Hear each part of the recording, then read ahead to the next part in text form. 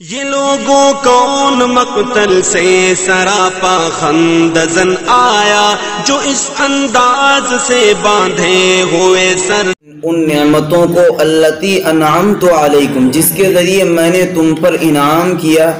وانی فضلتکم علی العالمین اور میں نے تم کو تمام جہان والوں پر فضیلت دی،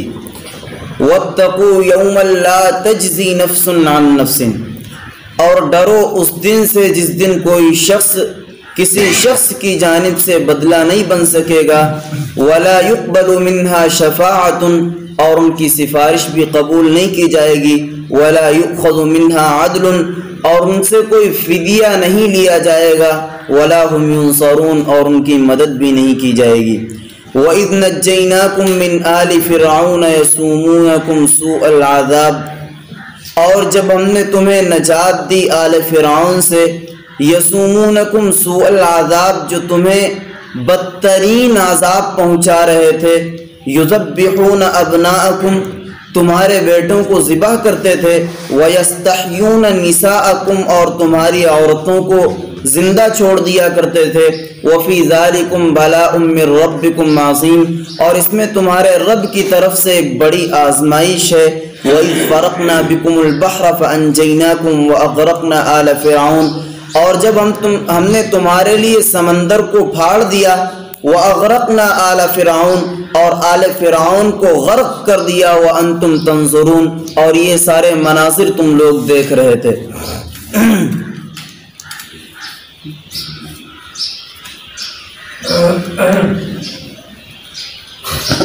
دیکھیے یہاں پر اللہ رب العزت نے قوم بنی اسرائیل کو دوبارہ اپنی نعمتوں کو یاد دلایا ہے۔ قوم بنی اسرائیل پر اللہ نے بہت سارے انعامات کیے تھے، وہی انعامات اللہ رب العزت پھر یاد دلا رہا ہے کہ اے بنی اسرائیل کے لوگوں، میری اتنی نعمتیں تم پر ہیں، ان نعمتوں کو یاد کرو۔ اللہ فرماتا ہے اذکروا نعمتی التی انعمت علیکم جن نعمتوں کے ذریعے میں نے تم پر انعام کیا ہے ان نعمتوں کو تم یاد کرو، انی فضلتکم علی العالمین کہ میں نے تم کو تمام دنیا جہان والوں پر فوقیت اور برتری دی۔ اللہ رب العزت نے قوم بنی اسرائیل کو تمام اقوام پر فضیلت دی تھی اس وقت جب حضرت موسیٰ علیہ السلام موجود تھے اور ان کے زمانے میں یعنی اللہ کے نبی کے آنے سے پہلے امت محمدیہ کے وجود سے پہلے جو بنی اسرائیل تھے وہ تمام دنیا کے اندر سب سے بہتر قوم تھے، کیونکہ ان کے پاس اپنا نبی تھا، ان کے پاس اپنی کتاب تھی جس کتاب پر وہ عمل کرتے تھے اور اپنے نبی کی اتباع کیا کرتے تھے۔ اس بنا پر اللہ نے ان کو دنیا کی تمام اقوام سے دنیا کے تمام مذاہب کے مقابلے میں سب سے بہترین مذہب اور سب سے بہترین کتاب دی تھی جس میں انسانیت کی تعلیم تھی۔ اللہ فرماتا ہے انی فضلتکم علی العالمین میں نے تم کو تمام جہان والوں پر فضیلت دی تھی، لیکن یہ فضیلت اس وقت ہے جب تک کہ اللہ کے رسول اور امت محمدیہ کا وجود نہیں تھا۔ جب امت محمدیہ آ گئی تو اللہ نے امت محمدیہ کے مرتبے کو بڑھا دیا، اس کی فضیلت کو زیادہ کر دیا۔ اب بنی اسرائیل کی فضیلت اور ان کا مرتبہ کم ہو گیا۔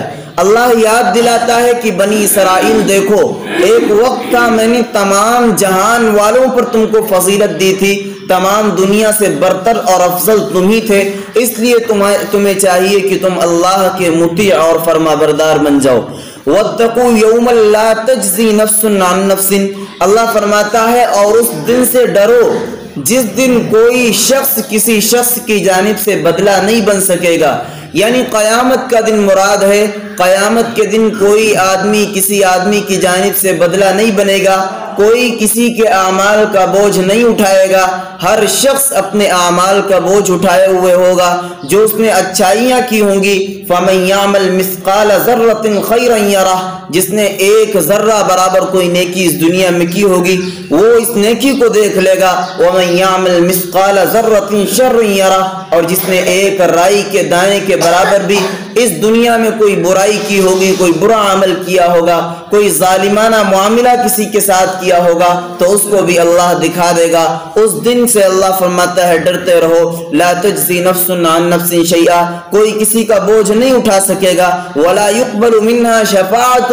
اور یاد رکھو دنیا میں اگر کوئی اپنا آدمی قید ہو جائے تو اس کو چھڑانے کے چند طریقے ہوتے ہیں۔ پہلا طریقہ کیا ہے کہ اس کی سفارش کر دی جاتی ہے۔ مثال کے طور پر محلے کا کوئی آدمی قید ہو گیا تو ہمارے محلے کا ممبر جا کر کے سفارش کرتا ہے کہ بھائی صاحب اس آدمی کو چھوڑ دیجئے، ہمارا آدمی ہے، تو بسا اوقات ممبر کی سفارش پر اس آدمی کو چھوڑ دیا جاتا ہے، تو صرف سفارش ہے۔ اللہ فرماتا ہے وَلَا يُقْبَلُ مِنْهَا شَفَاعَةٌ، یہاں پر کسی کی سفارش نہیں چلے گی، کسی کی سفارش کافر کے حق میں یہاں پر چلنے والی نہیں ہے۔ وَلَا يُؤْخَذُ مِنْهَا عَدْلٌ، اور ایک بات اور دنیا میں ضابطہ ہے کہ جب کوئی آدمی قید ہو جاتا ہے اور سفارش کرنے کی وجہ سے وہ نہیں چھوٹتا ہے تو بھائی جیلر سے پوچھتے ہیں کہ آپ کیا لینا چاہتے ہیں، پولیس والوں سے پوچھتے ہیں آپ کتنا لینا چاہتے ہیں، وہ کہتے ہیں 50,000 چاہیے، تو 50,000 روپے دے کر کے اپنے آدمی کو چھڑا لیا جاتا ہے۔ اللہ کہتا ہے دنیاوی طریقہ جو تمہارے چھڑانے کا ہے اپنے لوگوں کا، وہ طریقہ نہیں چلے گا، نہ تو کسی کی سفارش چلے گی، وَلَا يُؤْخَذُ مِنْهَا عَدْلٌ، کسی سے فدیہ بھی نہیں لیا جائے گا، کسی سے مال بھی نہیں لیا جائے گا، وَلَا هُمْ يُنصَرُونَ، اور ان کی کوئی مدد نہیں کی جائے گی۔ دیکھیے حدیث پاک میں آتا ہے مومنین، صالحین، علماء اور حفاظ کے بارے میں کہ ایک حافظ ایسے 10 آدمیوں کو جنت دلائے گا جن پر جہنم واجب ہو چکی ہوگی۔ علماء اور شہداء کے بارے میں حدیث میں کوئی تعداد متعین نہیں ہے کہ کتنے لوگوں کو وہ سفارش کر سکیں گے اور کتنے لوگ ان کی سفارش کی وجہ سے جنت میں جائیں گے۔ تو اب قرآن کا یہ جو اسلوب یہاں پر ہے، قرآن کا جو انداز یہاں پر ہے، انداز بیان کہ کسی کی کوئی سفارش نہیں کر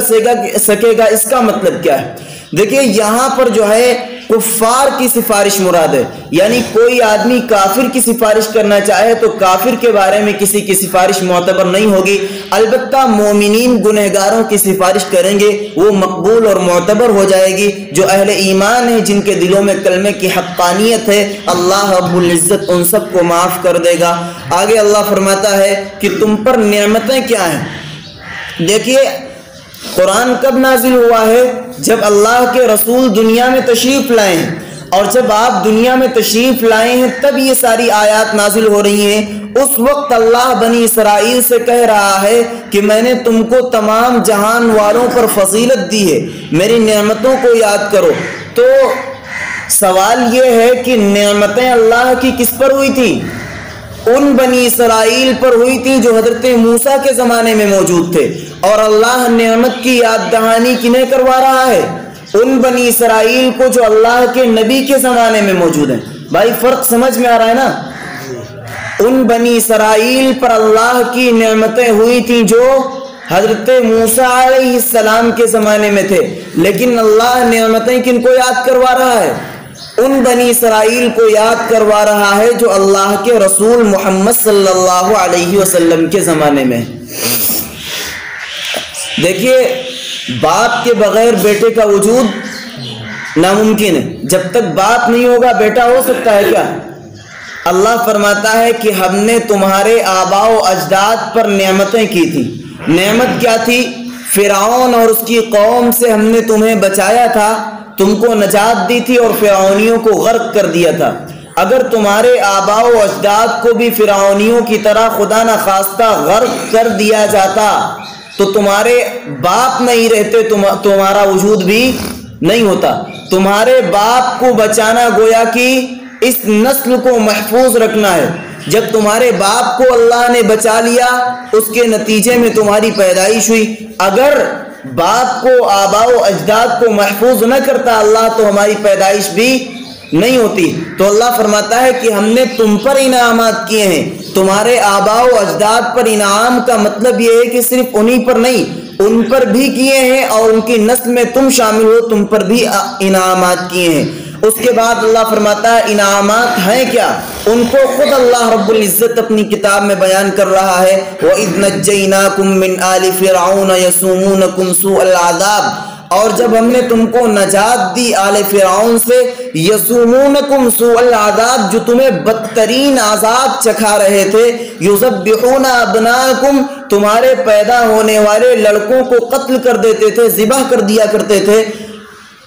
وَيَسْتَحْيُونَ نِسَاءَكُمْ، اور تمہاری بچیوں کو، عورتوں کو زندہ چھوڑتے تھے، وَفِي ذَلِكُمْ بَلَاءٌ مِّن رَبِّكُمْ عَظِيمٌ، اور اس میں تمہارے رب کی طرف سے تمہارے لیے ایک بڑا امتحان تھا، بڑی آزمائش تھی۔ دیکھیے اللہ رب العزت نے بنی اسرائیل کو، اللہ رب العزت نے حضرت موسیٰ کو حکم دیا، اذهب الى فرعون انه طغى، کہ اے موسیٰ فرعون کے پاس جاؤ، اس کو وحدانیت کی دعوت دو، اس کو میرے بارے میں بتلاؤ جا کر کے، اس کو اللہ کے ایک ہونے کا پیغام دو، کیونکہ فرعون جو تھا وہ کہا کرتا تھا انا ربکم الاعلی، اگر سب سے بڑا کوئی رب ہے تو میں ہوں۔ وہ اپنی ربوبیت کا دعویٰ کرنے والا تھا، وہ اپنے آپ کو سجدہ کرواتا تھا۔ وہ فرعون جو متکبر تھا، اللہ کے سامنے جھکنے سے بجائے اپنے سامنے لوگوں کو جھکنے کی دعوت دیتا تھا۔ اللہ نے حضرت موسیٰ کو مبعوث فرمایا اور ان سے حکم دیا کہ جاؤ فرعون کو اس بات کی دعوت دو کہ وہ ایک اللہ پر ایمان لائے اور دنیا کے ان ڈراموں سے باز آ جائے۔ چنانچہ حضرت موسیٰ علیہ السلام اس کے پاس جاتے ہیں اور اس کو ایمان کی دعوت دیتے ہیں۔ مفسرین لکھتے ہیں حضرت موسیٰ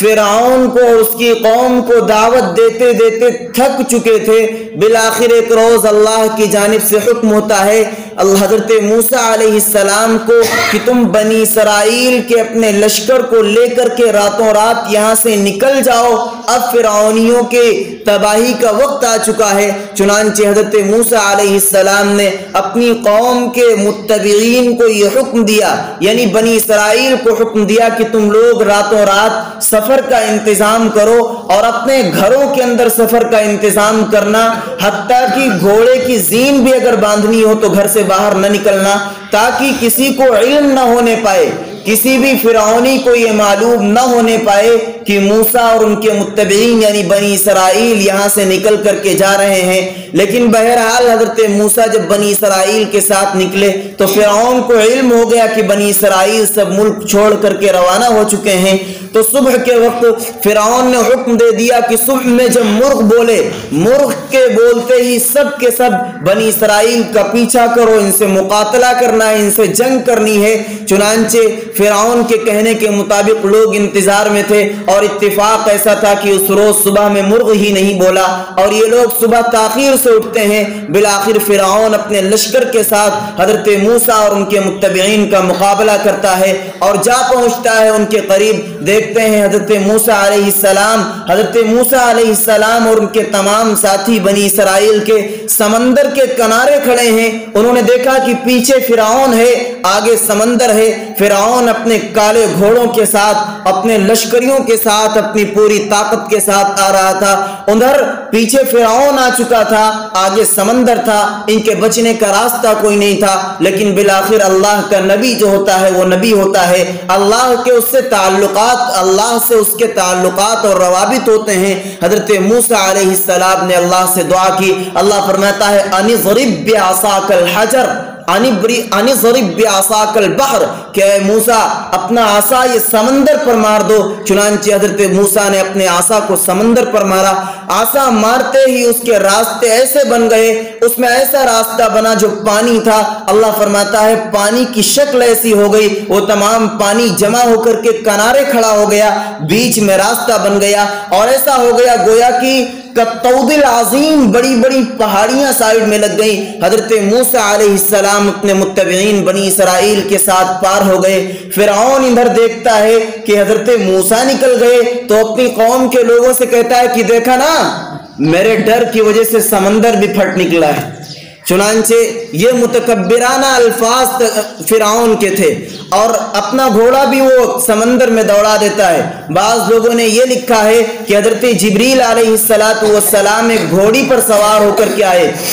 اور اس کے لشکر میں گھوڑے ہی گھوڑے تھے، اور فرعون جس گھوڑے پر سوار تھا اس گھوڑے نے حضرت جبریل کی گھوڑی کا مقابلہ کیا اور اس کے پیچھے چل پڑا۔ حضرت جبریل نے اپنی گھوڑی کو اس میں داخل کر دیا۔ پتہ نہیں یہ روایت درست ہے یا غیر درست درست ہے، البتہ بعض مفسرین نے اس کے بارے میں لکھا ہے، خلاصہ کلام یہ ہے کہ فرعون بھی اسی راستے پر چل پڑا جس راستے پر حضرت موسیٰ بنی اسرائیل کو لے کر کے گزرے تھے، اور جو ہی بیچ سمندر میں پہنچتا ہے ادھر سے فرعون سب سے آگے پہنچ جاتا ہے، اور ادھر پیچھے سے جتنے اس کے متبعین تھے سب کے سب جب سمندر میں پہنچ جاتے ہیں تو اللہ کا حکم ہوتا ہے اور تمام پانی ایک میں مل جاتا ہے، اور فرعون اس کے متبعین تمام کے تمام غرق ہو گئے۔ اللہ فرماتا ہے وَإِذْ نَجَّيْنَاكُمْ مِنْ آلِ فِرْعَوْنَ، اے بنی اسرائیل کے لوگوں اب یاد کرو اس واقعے کو، اس واقعے کو تم نے اپنی آنکھوں سے دیکھا تھا کہ تم سمندر سے نکلے تھے، اللہ نے تمہاری مدد کی تھی،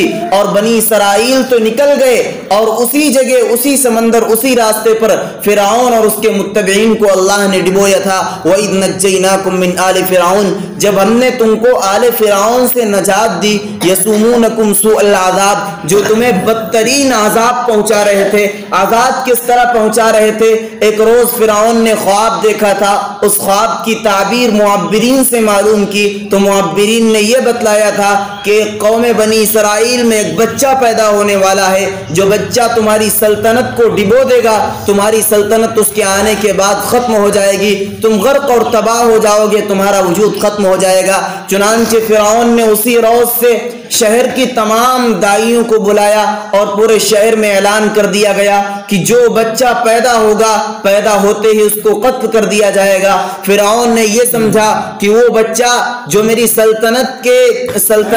کے زوال کا سبب بنے گا، کیوں نہ میں ایسا کروں کہ اس کی پیدائش ہوتے ہی اس کو قتل کروا دوں۔ چنانچہ فرعون نے حکم دیا کہ تمام بچوں کو قتل کرو، جو ہی زندہ ہوں ان کو قتل کر دو، البتہ جو بچیاں ہوں ان سے کوئی خوف اور اندیشہ نہیں، اس لیے ان کو چھوڑ دو تاکہ ان کے ذریعے خدمت لی جا سکے۔ چنانچہ اس کے کہنے کے مطابق، ایک روایت کے مطابق 9000 بچوں کو ظالم نے قتل کروایا، دوسری روایت کے مطابق فرعون نے اس عرصے میں 12000 بچوں کو قتل کروا دیا، اور اس کے بعد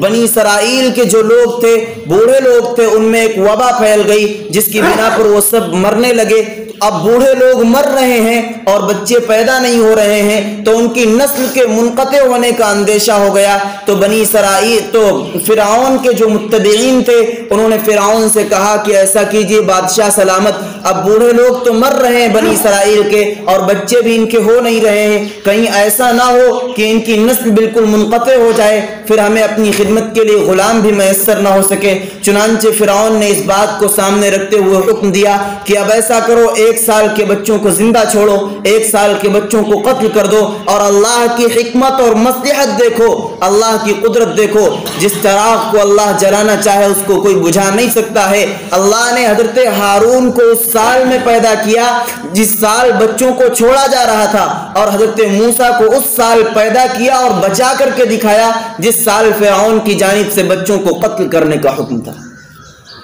حضرت موسیٰ علیہ السلام اس سال پیدا ہوئے۔ چنانچہ اللہ اسی واقعے کو بتاتا ہے کہ جب وہ تمہارے بچوں کو قتل کر رہا تھا، تمہیں دردناک اذیت پہنچا رہا تھا، یسومونکم سوء العذاب، تمہیں بدترین عذاب چکھا رہا تھا۔ وہ بدترین عذاب کیا تھا؟ یذبحون ابناءکم، تمہارے نومولود پیدائشی بچوں کو قتل کر دیا کرتا تھا، ویستحیون نساءکم،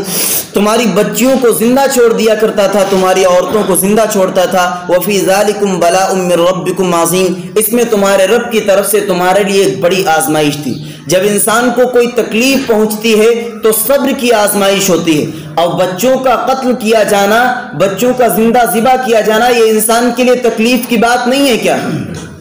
تکلیف کی بات ہے نا، تو اس تکلیف میں اللہ کی جانب سے صبر کا امتحان ہے، اور جب اللہ نے ان کو نجات دے دی ہے کس سے؟ فرعونیوں سے، اور فرعونیوں کو غرق کر دیا، ان کو نکال دیا، تو یہاں پر ان کو خوشی نصیب ہوئی، خوشی اور فرحت کا ماحول ہے، اور انسان کو جب خوشی نصیب ہوتی ہے تو اس وقت نعمت اور شکرانے کا امتحان ہوتا ہے کہ کون سا بندہ ایسا ہے جو نعمت کے پانے کے بعد شکر ادا کرے گا اور کون سا بندہ شکر نہیں ادا کرے گا۔ تو اللہ نے دونوں طریقوں سے آزما لیا، ان کو پریشانی میں مبتلا کر کے صبر کی آزمائش کر لی، اور ان پر انعامات کر کے شکر کی آزمائش کر لی۔ اللہ فرماتا ہے وفی ذالکم بلاء من ربکم عظیم، اس میں تمہارے رب کی جانب سے تمہارے لیے ایک بڑی آزمائش ہے۔ وَإِذْ فَرَقْنَا بِكُمُ الْبَحْرَ، جب ہم نے تمہارے لیے سمندر کو پھاڑ دیا دیا، فَأَنْجَيْنَاكُمْ وَأَغْرَقْنَا آلَ فِرْعَوْنَ، تو تم کو نجات دے دی اور وہیں پر آل فرعون اور اس کے متبعین کو غرق کر دیا، تباہ کر دیا۔ وَأَنْتُمْ تَنْظُرُونَ، اور یاد رکھو اے بنی اسرائیل کے لوگوں، تم نے اس واقعے کو اپنی آنکھوں سے دیکھا ہے، اس لیے اللہ پر ایمان لاؤ اور محمد الرسول اللہ کو اللہ کا رسول مانو اور ان کی اتباع کرتے رہو۔ اللہ رب العزت ہم سب کو عمل کی توفیق عطا فرمائے۔ یہ لوگوں کون مقتل سے سراپا خندزن آیا، جو اس انداز سے باندھے ہو